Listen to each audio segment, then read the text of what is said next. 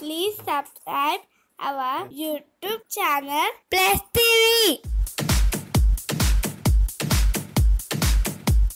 నందమూరి బాలకృష్ణ వ్యవహార శైలి అలానే ఉంటుంది. ఏ నిర్ణయమైనా క్షణాల్లో తీసేసుకుంటాడు. నిర్ణయం ప్రభావం గురించి పెద్దగా ఆలోచించడు.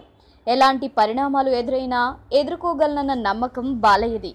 2014 ఎన్నికల్లో వైకాపాను ఓడించి టీడీపీని అధికారంలోకి తీసుకురావడం కోసం చంద్రబాబుకు చాలా శక్తులే అవసరమయ్యాయి. అందులో నందమూరి బాలకృష్ణ కూడా ఒకరు. బాలయ్య కూడా బాబు నిర్ణయం మేరకు ఆంధ్రప్రదేశ్ రాష్ట్రమంతటా పర్యటించాడు. అలాగే తాను కూడా బరిలో దిగి హిందూపూర్ నుంచి విజయం సాధించాడు. అయితే నువ్వు పోటీ చేయి, గెలిచిన తర్వాత అన్ని మేం చూసుకుంటామని చెప్పిన చంద్రబాబు ఇతర టీడీపీ నేతలు బాలయ్య నియోజకవర్గం విషయంలో సీతకన్ను వేశారు.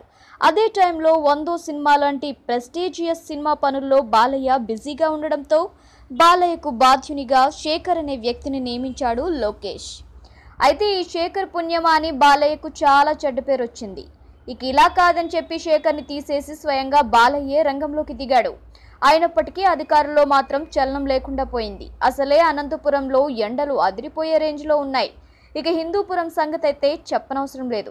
అదే టైంలో బాలకృష్ణ పూరి జగన్నాథ్ సినిమాలో బిజీగా ఉన్నారు. నిజానికి బాలయ్య తరపున రాజకీయ వ్యవహారాలన్నింటినీ టీడీపీ నేతలు చూసుకొని ఉంటే ఎలాంటి ఇష్యూ ఉండేది కాదు. కానీ ఎవ్వరూ పట్టించుకోలేదు. దాంతో హిందూపూర్ ప్రజలు బాలయ్యను విమర్శిస్తూ నిరసనకు దిగారు.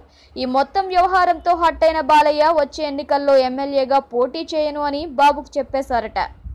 ఈ టర్మ్ కంప్లీట్ అయ్యేలోపు రాజ్యసభ మెంబర్గా పంపించేయమన్నాడట. చిరంజీవిలాగే తనకు కూడా రాజ్యసభ అయితేనే కరెక్ట్ అని బాలయ్య ఫిక్స్ అయ్యాడట. రాజ్యసభ మెంబర్ అయితే ఇలాంటి నిరసనలు గట్రా ఉండవు. అందుకే బాలయ్య రాజ్యసభకు ఫిక్స్ అయ్యాడని తెలుస్తోంది.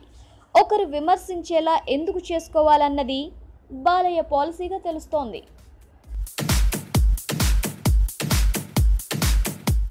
Please subscribe our YouTube channel Plus